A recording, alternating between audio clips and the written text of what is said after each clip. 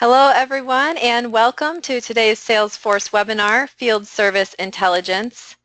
My name is Sarah and I will be your moderator for today's event. Before we get started, I'd like to just go over a few housekeeping items. You have entered this webinar in listen-only mode. That simply means that you are muted so we don't pick up any noise from your end. We do welcome and encourage you to submit text questions at any time via the questions pane in your GoToWebinar control panel. We will save those questions for a Q&A session at the end of today's presentation. If you have any technical issues, please type questions in that same pane and I will respond to you ASAP. We are recording today's webinar and you will receive a follow-up email that will include the recording as well as any links mentioned today. So by submitting your questions today, you also agree to have them logged, read out loud, and recorded. Without further ado, I would now like to introduce today's presenters. We have Mike Salem, Lead Solution Engineer at Salesforce, and Michael Rockford, CEO and founder of Radial Spark. Welcome, Michael. You now have the floor. Thank you, Sarah, and hello, everyone. I really appreciate you guys taking the time to join us for this webinar today. And so we'll just get right to it. So today what we're going to cover is we're going to talk briefly about IoT devices and what that actually really means, and how it then relates to field service management, both what it's looked like in the past and what it's looking like now in the future. And then Mike Salem is going to do a quick demo for you guys going over an IoT integrated field service lightning demo. It's a pretty cool app and we're really excited about it. And then after that, we'll have a Q&A session for you guys to ask any questions or leave any comments. So first and foremost, IoT devices are growing and growing rapidly. As you can see by this chart here, like consumer devices are expected to grow by an order of magnitude within the next few years. This is going to be critical for businesses going forward in managing their integrated environments. Having an integrated environment between all of your different systems is really a key to business success, and Salesforce is really allowing us to bring this all together with their incredibly diverse and robust platform by leveraging tools like Field Service Lightning and Heroku. This is directly related in how your business will be able to capture data from all of these different integrated devices and really start to make sense and leverage that type of data. So IoT devices are continuously monitoring. They're working in harsh environments now and they're becoming exceptionally affordable. And new programs and features are now out there for us to be able to monitor multiple disparate devices at the same time at a very low cost, including things like having longer battery lives and more efficient consumption of resources. Integrating devices are really becoming more accessible and practical for all types of business.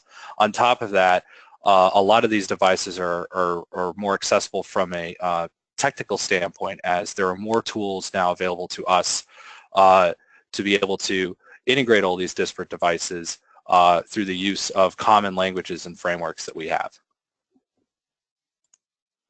So let's talk about field service really quick. So field service in the past, if something broke, you had to call someone, report an issue. Maybe sometimes you wouldn't even know the thing was broken because no one would know to report it. The device can't let you know it's sick or injured or anything. It's just sitting out there in a field somewhere. And so someone has to be there to report or check on the problem.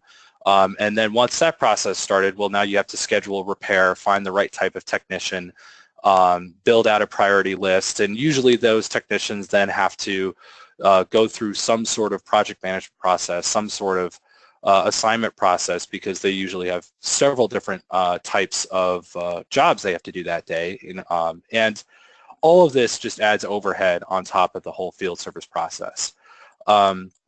Then you go out there, you don't have the right tools for the job because you really weren't sure what the problem was. It's just that it wasn't working. And so then you have to come back and schedule a follow-up call. And most of you who've ever had a appliance repair tech that have come out to your house to fix your fridge, They come out, they do a service call, and they're like, oh, nope, I didn't bring that part today. I'll be back tomorrow. Too bad all your frozen goods have melted. Well, that's what the field service industry is currently right now, because they just don't have access to that information. But now looking in the future, or really looking right now, especially leveraging platforms, leveraging the Salesforce platform, we can make predictive service calls. Like, we can diagnose problems before they even happen, and when failures do happen, the devices themselves can tell us what is going wrong and what we need to do to diagnose the problem. What this means for you guys is you have smarter, more efficient use of your field service agents. You're able to quickly identify problems and put the proper technician with the proper tools to resolve the issue. Obviously, this leads to dramatically reduced costs and better customer experiences. Like the whole fridge, you don't lose, you don't use lose a whole month's worth of food and supplies. And on top of that, all that efficiency, I mean, really what that means for you and your business is an increased bottom line for your business, and that's just better for everyone. So let me go there. And now I'm going to pass this off to Michael Salem, and he's going to do a quick demo that we actually performed at the Austin Smart Cities Conference. And discussing how practically this, Salesforce can really solve this type of problem. Mike, go ahead and take it away. Sure. Thanks, Michael Rockford. Can you hear me okay? Yeah, I hear you loud and clear. Perfect. So yeah, thank you for that introduction. And for everybody on the call, thanks for joining today. Again, my name is Mike Salem. I'm a solution engineer with Salesforce, and my focus is the intersection of emerging technology with our government customers. And so for the last few years, I've been working with cities across the country on how they can use Salesforce to automate as much of their various city management processes as possible. Think of it like, you know, the game SimCity, but for real. And when we talk to these cities, you know, they want to save money, they want to be more efficient, but they also have so much that they're providing oversight on that has to do with public safety, right? Just keeping the citizens in these cities safe.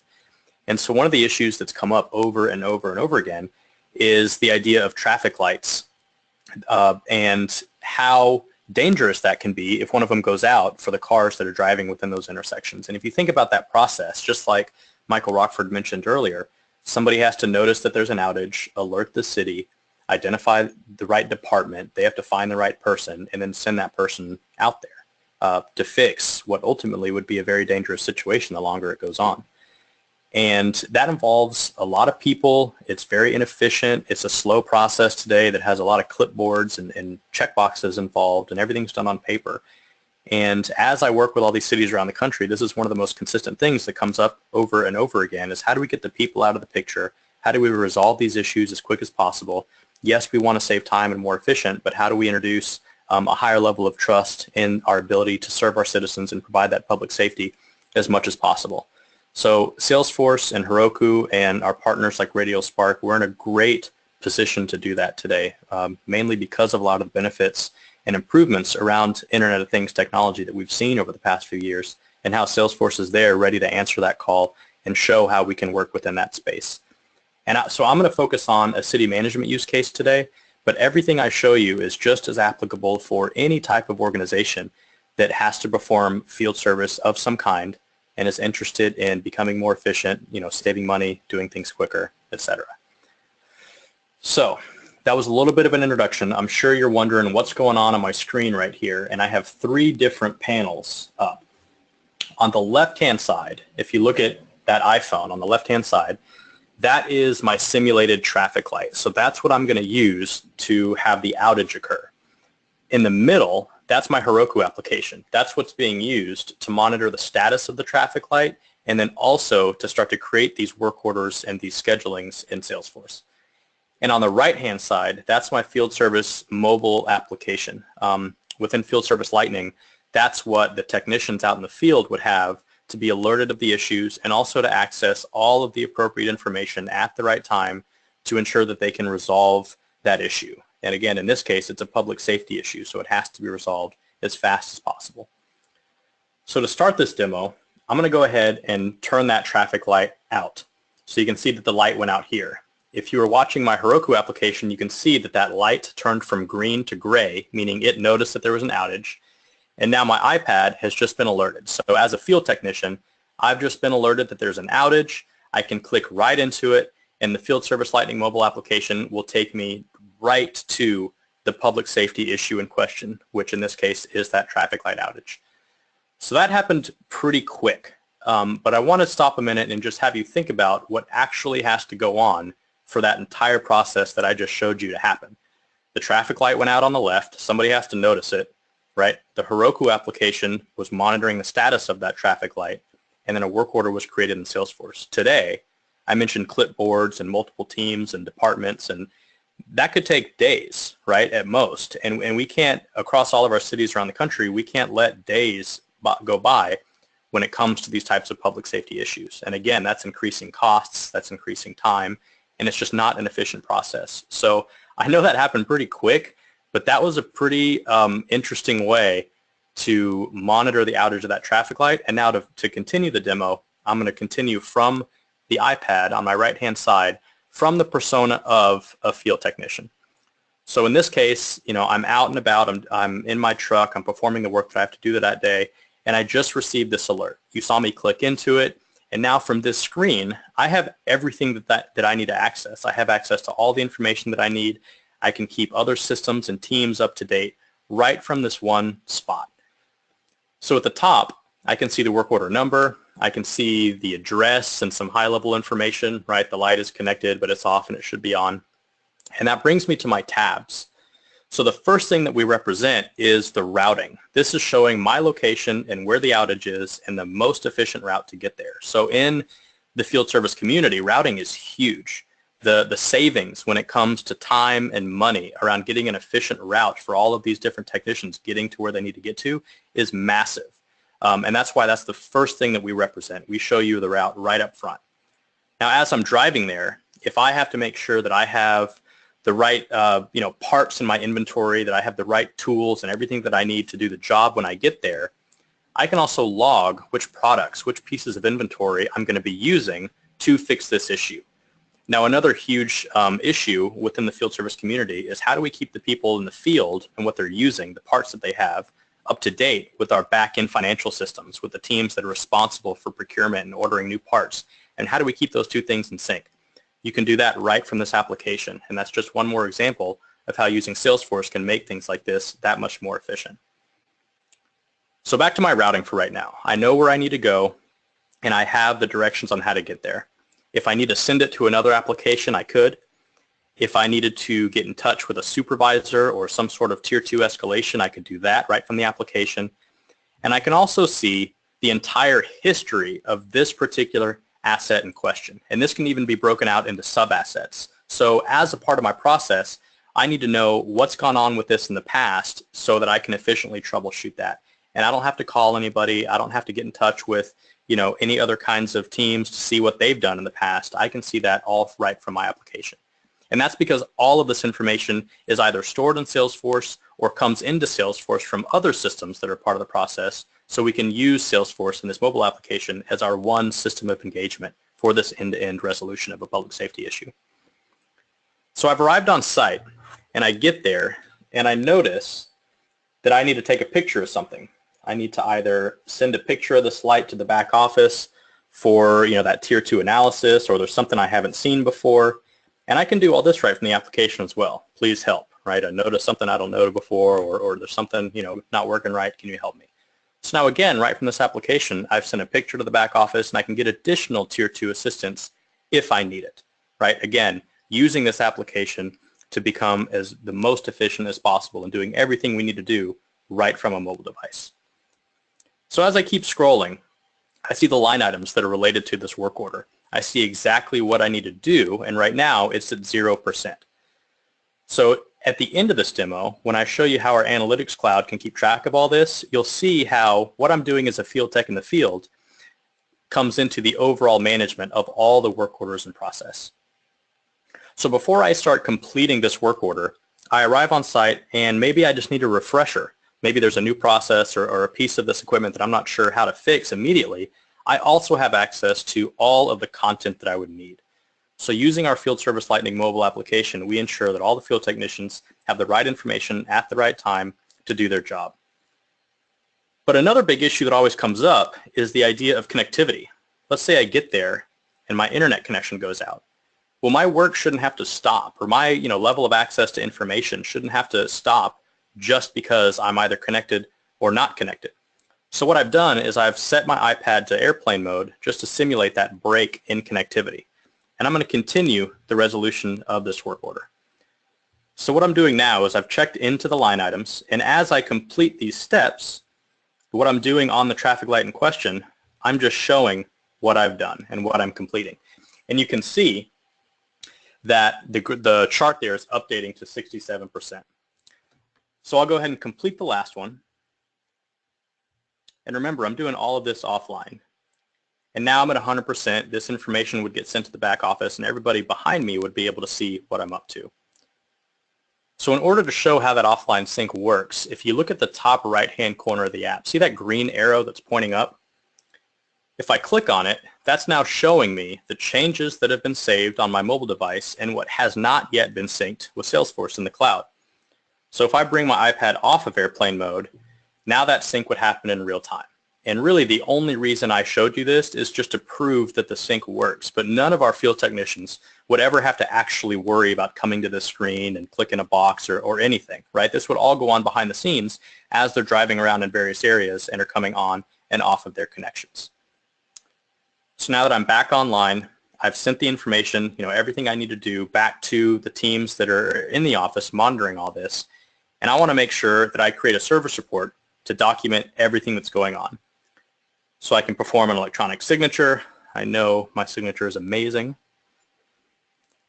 And that's all I have to do, a couple clicks. I signed it, and now the report's being generated within the Field Service Lightning mobile application. So if you see how that PDF just popped up, I can also see a preview of it. So I've branded it as City of Austin, but you can see where the different branding would come into play, where our mail merge type functionality is. If you wanted to include financials in here, again, to keep track of parts and what needs to be ordered with those other types of ERP systems, and even the electronic signature down there at the bottom.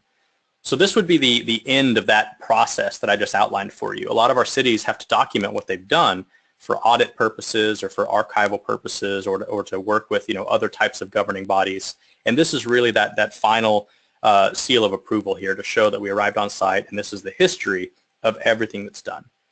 Now again, across electronic signature and document generation and mobile functionality with offline, and even all of this Internet of Things functionality, I haven't left the Salesforce ecosystem. These are all of the things and more that can occur when you're using the different types of clouds and functionality we have to offer. In this case, we're going over Heroku and Field Service Lightning. So now that the service report's been created, if you look back towards my app on the left, you can see that the light has come back on. Heroku, which is monitoring the traffic light, is green again. And as these connected devices are being monitored, if another outage happened, we could start this process all over again. But what we looked at today was just a single work order. But if you think about cities and states and really any kind of organization, private companies that have to perform field service, there's hundreds, if not thousands, of these types of issues that occur on a daily basis. And somebody has to make sense of it all. They have to track everything. They need to know what we're spending money on, what we're spending our time on, where all of our people are, and also what are the bottlenecks and potential process improvement areas. And that's where Analytics Cloud comes into play. So what I'm going to show you here is how we can keep track of everything and also explore the data to find insights and find a means of resolution. So just at first glance, I can keep track of things like my total work order volume. I could filter this by various categories like resources or priority. I can even switch this from work type to account back to maybe product, for example, and you can see how the dashboard is changing in real time. If I wanted to filter in by a certain status, everything is dynamic based on what I'm exploring. So this isn't just a static image. It's not just a picture. In a minute, you'll see how you can actually drill into the data behind the scenes. And what this allows you to do is not only consume the information from an enterprise perspective, right, see everything that's going on, but also drill into the information and find those insights that may not always be readily apparent when you're just working on a surface level chart. So to show that, let's take a look at some of my KPIs. In the middle here, you can see travel time, first time fixed rate, time to repair. And I know there's a lot of colors and a lot of stuff going on right now, but I'll make it really easy for you. Red is bad and green is good. So the red areas that are jumping out to me are right now around this time to repair. What this is telling me is that it's taking me longer to repair some things than maybe I would have liked, or maybe what's been the average in the past. And again, from strictly a field service perspective, this amount of time is going to lead to increased costs, right, being less efficient, that kind of stuff. But from a city management perspective, those could be public safety issues that are taking us longer to fix. And that is a whole other set of priorities that our cities have. So in order to explore this data, I want to drill in and try and see if there's any areas I can identify and work towards a process improvement step. So I'm going to go ahead and explore this data. And what I'm doing now is I'm peeking behind the scenes into the data that made up that chart. And I'm switching it to the actual products. So I want to see what are the things that we're working on and what's taking longest to fix. So I've sorted it by descending, and I can see the generator batteries in general are taking a little bit longer to fix than other things, right? This could be the traffic lights. This could be any other type of asset that in this case the city is responsible for managing. So now that I know where a potential bottleneck is, I also want to see who's been working on it. And within just a couple of clicks, I found a list of my city employees, the types of things that they're working on, and also their performance. And this is where I can start to create a training opportunity. And this is what I mean by finding those insights and being able to take action on those insights, not just looking at data for data's sake. So what this graph is showing me, this bar chart is showing me, are my higher performers at the bottom. Alan Reed is fixing these generator batteries at a faster rate than some of the people at the top. And so this is now my knowledge sharing opportunity. I want to get my higher performers to share what they're doing well with the rest of the group. And in order to do that, I'm going to alert my management team on this particular issue. So I'm going to say, let's have Alan share his knowledge during our next quality council meeting. And just like that, I can post it. Just like the picture that I sent from the mobile device that's now sent and stored within Salesforce, my management team has been alerted. And I took what was just a notification, right, a red potential issue. I've drilled into it, and I've found my steps towards a resolution.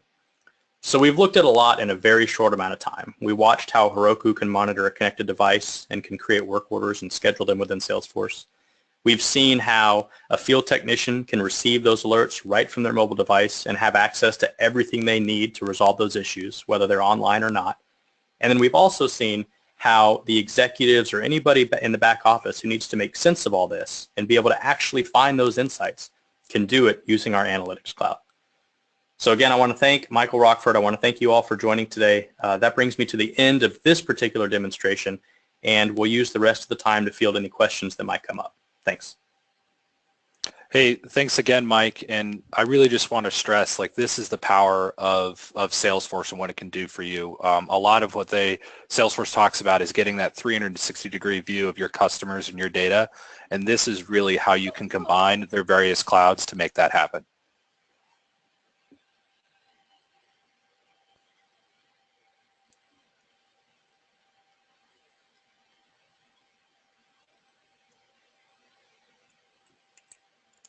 Couldn't agree more, Mike.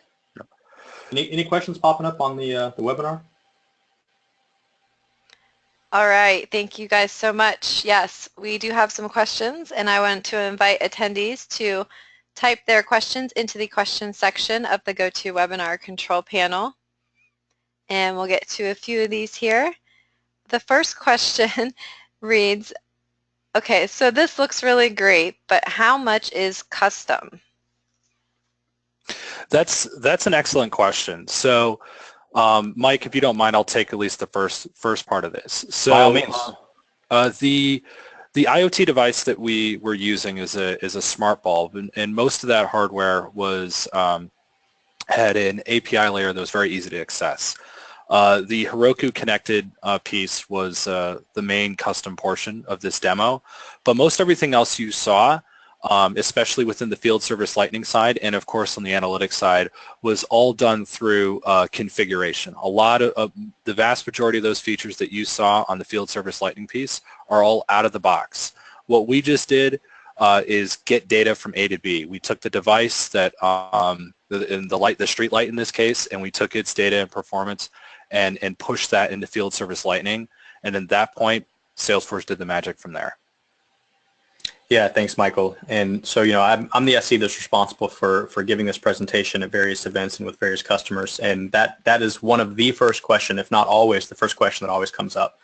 And Michael Rockford is exactly right. The only code that was written in any way for this entire demo was the Heroku side of it. Everything else out of the box configuration.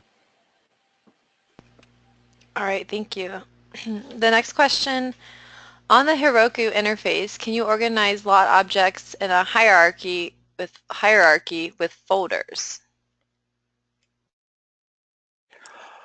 Certainly, you can dispatch or distribute different types of logs and create different priorities for them and pass that data along into field service lightning.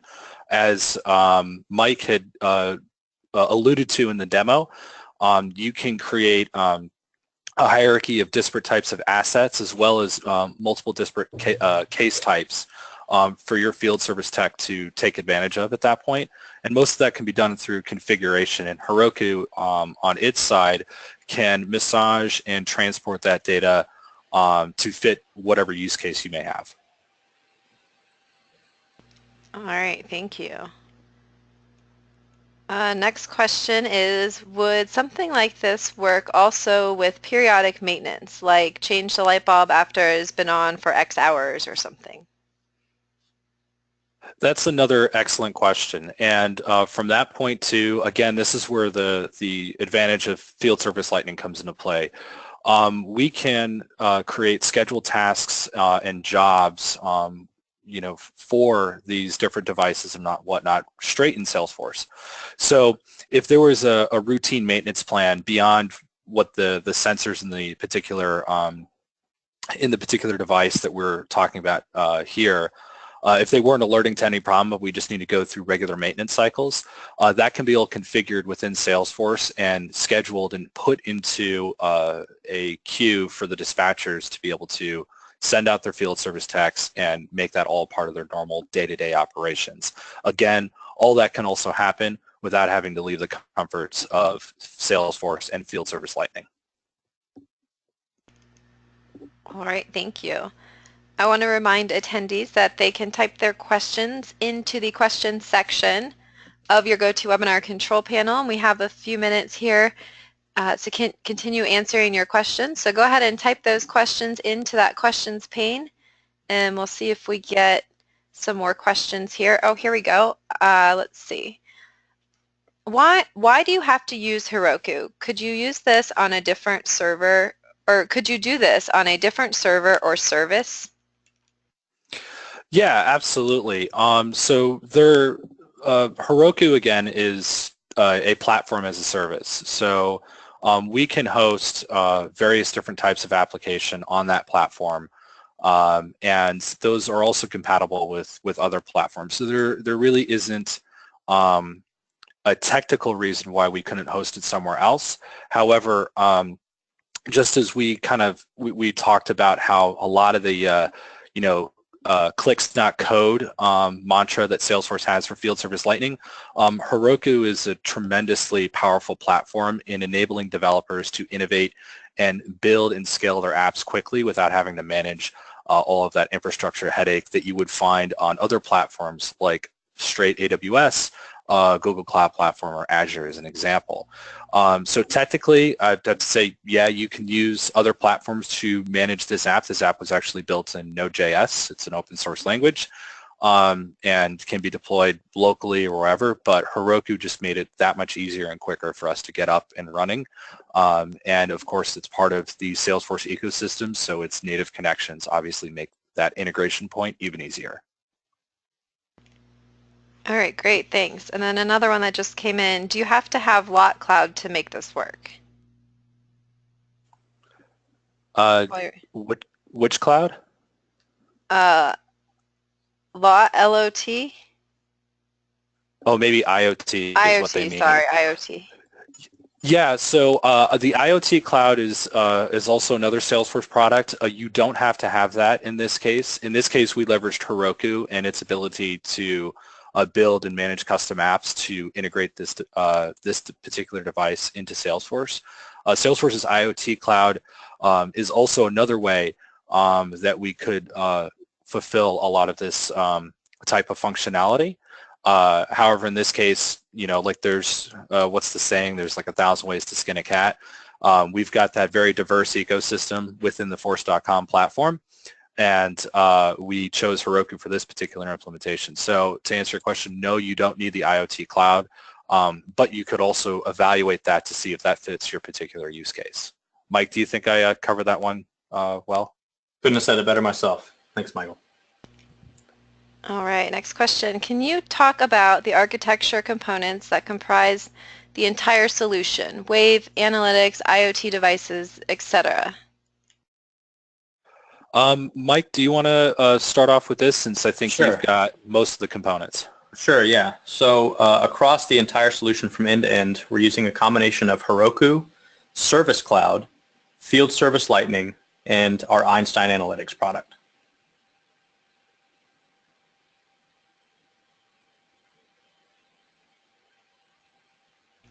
All right. And I'm going to give folks just a minute here. Go ahead and type your questions into the questions section of the questions pane if you have any questions. Oh, it looks like we have one more here.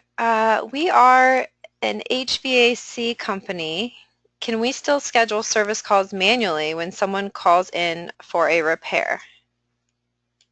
Mike, I'll let you take this one. Yeah, so short answer is absolutely. What I showed you here today was a completely automated process, but if I went into the back end of some of the Salesforce functionality that I skimmed over because we automated it, you could have done all this manually as well. You could have created a work order yourself. You could have scheduled it and assigned it yourself. We're just trying to show the quickest way from A to B. All right, that's all of our questions for now. I'll give folks just another minute here. Go ahead and type your questions. If you have any last lingering questions, into the questions section of your GoToWebinar control panel, and I will relay those on for you. Otherwise, Michael or Mike, do you have any other last items you'd like to share? No, I think that wraps it up. The only thing I'd like to say is I'd like to thank Mike Salem here again for presenting this with me today, and of course Salesforce for being a tremendous partner and an awesome platform for us to work with. We're really privileged to be able to get down and dirty and use all the fun tools that you guys keep cooking up, and I really enjoy this partnership that we have with you guys, and thank you so much. Likewise. Thanks, Michael. Thanks all. All right. Well, thank you everyone for attending today, and thank you to our presenters, Mike and Michael. Be on the lookout for a follow-up email, which will include a recording of today's webinar as well as links that were mentioned today. On behalf of Salesforce and Radio Spark, thank you so much for joining us, and have a great rest of your day.